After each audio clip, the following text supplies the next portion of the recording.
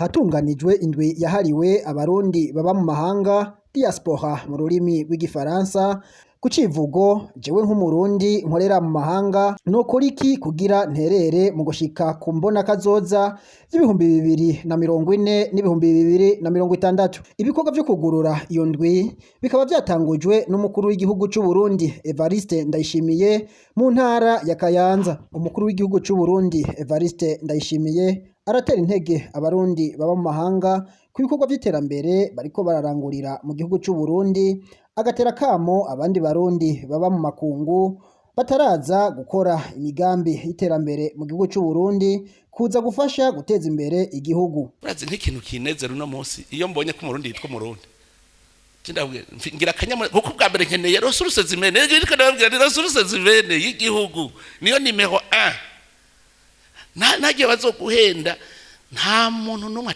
atari incabwenge. Ingorane nubwo bwenge bwawe ingene ubishiramwo ubumenyi ubuhinga uzokoresha. Iyo conscience niyo dukeneye abantu bumva gukora vraiment. Hajya bavuga je ndumucama w'abajene kabisa, je ndakunda umuntu mbona abona imbere. Muga umuntu azokuba yicaye gutya hamwe ntabari abajene bariko barakora ibintu. Iyo mbonye abajene beshi murabona ubu ni Bujumbura abajene bariko baraduka gukora imigambi ruguru bava mu gisagara. Kera twava ngo exode rirara twaravyiga mu ishuri yuko ari ngorane, none ubu ni ari exode ribene. Abajene vraiment bariko barabona imbere. Ndabwira ingorane dufise mu Burundi ntimurondere ngo ni ingorane y'ubukene, ni ingorane y'iki? Ni ingorane y'ubugunge no gushaka intwaro rusange, nta kindi. Ubugunge abantu bari barigize ubugunge ntibashobora kurekura naho uzana icyo avuga ati tema sindekura. Ikintu citwa monopole nico cishe iki gihugu, ntimwava mubesha ibindi. Rero ubu turi mu gihe dushaka kubaka igihugu cacu, kandi igihugu cacu kiratunze, ntagira umuntu azosubira kubesha. Kiratunze. Ubu rero hasigaye ko tukivyura. Umutahe turawufise, n'ubu butare ni imitwe yacu. Nko wa mushimiste physicien abo baza banagira ndamutume kaze ngango bari abazoca bidoga ngo agira dutwara akazi. Natumye ko abajene bose engineer minier ni munyandikire muri page, mwandike abajene engineer minier bose. Bobo ntibumvise ko ngira tugira inama, tugire retraite, twiga ingene dutagwa ku exploiter ubutare. Bumvise akazi. Bumvise akazi.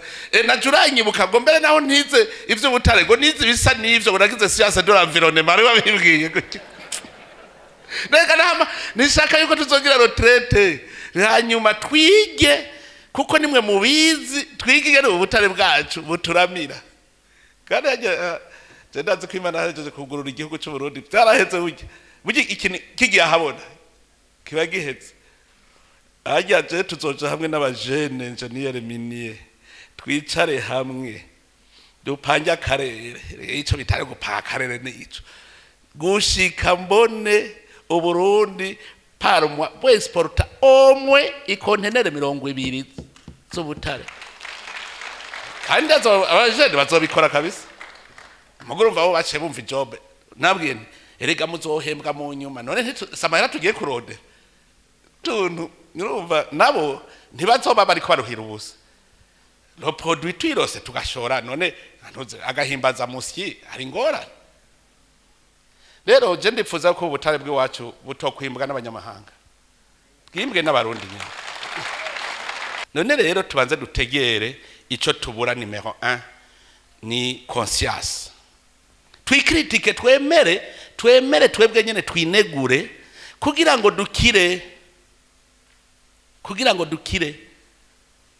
conscience ibe numero 1. Inyuma yo gushikiriza ibibazo n'intambamyi abarundi baba mu mahanga bafise, cane cane abashaka gukorera mu gihugu c'u Burundi, umukuru w'igihugu c'u Burundi Evariste Ndayishimiye akaba aciye atanga inomero za telefoni yiwe kugira ngo uwo wese atazokwakirwa ngo atunganirizwe canke akaburabuzwa yomuronderako. Mwebwe rero muri hanze nagenda babwire ubu ijya telefone nico nayigiriyeho ukaza ukandika ikete ukabona rimaze indwi atarakwishura cunyandikira message gusa kandi abanyandikiye byaratonze ku murongo. Ariho wo muri Canada bakora amamashini ahinguraga ubwo butare nyene yaraje baramuha n'ikibanza Gitega, ikibanza ashiramwo iyo izine asanzwe afise muri Canada. Umugabo ageze mu bushikiranganje kweri baramuvundereje okiyumvira kugira ndamumenye yanyandikiye message ngo ariko ngo ukandika ngo umuntu agasaba ikintu agira aze gufasha igihugu bakamwanki arambwira ivyo akora muhungu ntinyarukane ngo gaha acaraza ati je narisanzwe ngiye kwirondera isoko muri Norvege ati mbere yuko njayo ngira mbanze nce mu Burundi hanyuma ndakubwire ingene vyifashe. Aranyiganira ndavuga nkobo yayubakaga yemwe tuba tugeze he. Rero mwebwe ntimugire ubwoba kubera les fonctionnaires barya amadosi camunyandikira mumpa kopi ikete mwanditse ncadugikira umushikiranganje mbwira igituma utishu ibi. Hari ivyo mwavuze vy'inama ujya we muri Tanzania mu bisanzwe ambassade nta kindi yari ijejwe. Nk'ubu wobaza ambassadeur muri Tanzania vuga igituma utagirisha inama Barundi hajya ntiyo gusigura ministre amubaza wumviritse ministre wa Jeunesse Sport yabari ngaha na canda mubaza mbwira igituma utagirisha inama abarundi bari muri Tanzania.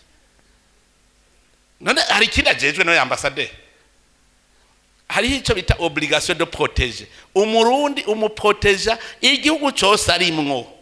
Nuva l'ambassade itegerezwa kumenya umurundi nibibaza afise bisaje. Mugabo wewe avango yararose igiti agiye kwicarira gusa recommandation ubu tuzoza babwira uti chaque 6 mois rapport y'inama wagiranye n'aba diaspora amezi 6 kwaheze ayitange rapport ntuzeye naje conseiller wanjaje diplomatie uzoverifia ko ivyo bintu biba muri ministère rapport chaque 6 mois y'inama bagiranye n'aba diaspora twumva ibibazo vyabo. Nk'abo bantu baba barasabye gukora ikintu mu Burundi bakabafyita duca tubimenya. Ubu dukeneye incabwenge abantu bafise na conscience. Nari murazi uko ubu muganga araheza abaye mu generaliste agaca yigira fye ngo agiye azohembwa menshi. None igihugu cy'u Burundi kizofa kiduze naco. Ari we nk'ubu twari gufashanya urugendo tuva mu bworo bwacu tuja mu butunzi tukagera twese turi kumwe. Mugari wundi acagenda kiyicarira ngo mpaka nze nizire. Hanyuma ujya mutama dogiteri nimero yanje emwe musubire muyandike ni 69 214 286 ni WhatsApp nongana yitabako. Jewe nta telefone zibiri nzi gutunga mu buzima ntunzi ya kabiri citaka hari himwe citaka kandi Jesse kandi hari abantu bambaza ngo none ama message haro yasoma. Jewe imbere yuko nja kuryama ndafise omwe ine yo gusoma ama message. Samuel Ndayiragije aherutse gutogwa ngo arongore ishirahamwe ry'abarundi baba mu mahanga amenyesha ko bagiye guhindura ingendo mu gukorera hamwe mu gufasha gushitsa igihugu kwiterambere rirama. Tumaze imyaka myinshi tugerageza gukora kugira ngo twirondera dushike kwiterambere twifuza. Ubu rero byahindutse kuko ico twashize imbere mu burongozi bushasha ikintu ca mbere nuguhindura ingendo. Nukuvuga ngo nuguhuza abarundi bose. Nk'umurongozi mushasha sinzokorera umugambwe, sinzokorera idini, sinzokorera ubwoko, sinzokorera intara, sinzogira akamwana wa mama, nzokora nitanga ntiziganya kugira ngo ubu Burundi n'abarundi tuteze imbere tutaravye mpunzi. None rero ni kuri iyi hangiro nyene twihaye, kuri izi nguvu nyene aba diaspora dufise, tugomba gushira imbere ibikorwa. Hanyuma iki tugiye gukora mu burongozi bwacu ni ugukora cyane twisunga ihangiro ry'imbona kazoza leta y'u Burundi yashizeho umugambi 2040-2060. Ivyo rero kugira ngo tubishike ko nk'uko icivugo cy'uno munsi kibivuga, atabikorwa ari amajambo na Yezu yorinda garuka tukiri hahandi nyene. Natwe rero kugira ngo dukore ibikora inka muri kino gihugu, kugira twerekane ko turi abarundi bariko barakora kugira bateze imbere igihugu, tubanza kugira aho tuba, tukagira inyubako tubarizwamo, tukagira ahantu umuntu wese wo hanze avuga ati turafise adresse Bujumbura kome ikibanza de reference. Rero nyene icubahiro mukuru w'igihugu cacu, ni kuri ivo nyene rero tuvuga yuko muri uku kwezi nyene tugiye kwerekana ko aba diaspora bahari kandi bashoboye gukora mu gihe two kwitunganya neza. Ntibikunda ko duteza imbere igihugu mu gihe haguma haza kamwe kamwe umwe wese akora ivyiwe. Nitwamara kubaka iyo nyubakwa tuzoba twibonye mwo twese, tubone inguvu zacu, bigaragare kandi boneke ko twokora nandi mahinguriro akomeye ashobora guha akazi abarundi barenga 2000 canke 3. Rero kugira ngo tubishike ko navyo, abarundi bari mu mahanga bari mu mico itandukanye, harabahunze igihugu, harabagiye bagiye gukora, harabagiye bagiye kwivuza muga biragorana, hariho n'abandi bagiye gutembera barahagumwa bagumayo. Kubwiyomvo rero nk'akarorero umurundi yahunze ku 72 nuno munsi ntazi Burundi, nubwo ukora ikibikora gute ngo aze ntibikunda, bavuga ngo kifo cha wengi ni harusi. None rero kugira ngo tubishike ko hari umugambi twatanze muri BSD kandi twifuza yuko nyene icubahiro mukuru w'igihugu cacu muca mudufasha. Uwo mugambi nawo uzojana n'ibyo kwitangira inyubakwa, ariko ni kugira ngo abarundi kujya bahunze bagiye hamwe tugira umugambi wo kubagarukanira hamwe. Turakeneye ikibanza cagutse mu ntara zose zigize igihugu, kugira ngo nk'abarundi bahunze igihugu canke bari mu mahanga y'intara y'Amakamba bagire amahitara nka 30 canke 50, aho bose bahamagarirwa kubaka amazu y'akarorero nk'abarundi bimvukira izo ntara. Ivyo bizoca bifasha abarundi benshi kuza, kuko jewe nje nubatse n'uwundi atoza muri iyo ntara yubake, kuko hayagabangana kandi aho abantu bagiye hamwe barikingira kubanganya uburyo.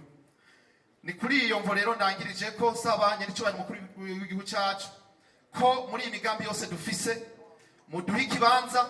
Hariho politike nziza yo kuvyabiriza ivyo bibanza kugira dutera kama abarundi bose bari mu mahanga mu ntara zose, ababishoboye kuza gufata ibibanza hama bubake, bagire adresse, bashitsi Burundi bavuye kuri vya biro bikuru bagende mu mihiri wabo bavuka bahateza imbere. Ivyo bikorwa by'indwi yahariwe abarundi baba mu mahanga bikaba bibaye ku ncuro igira 4, bikazomara imisi 3, aho kazoba n'akaryo ko guhanahana ivyiyumviro kugira ngo bafashe Uburundi gushika kwihangiro bwihaye.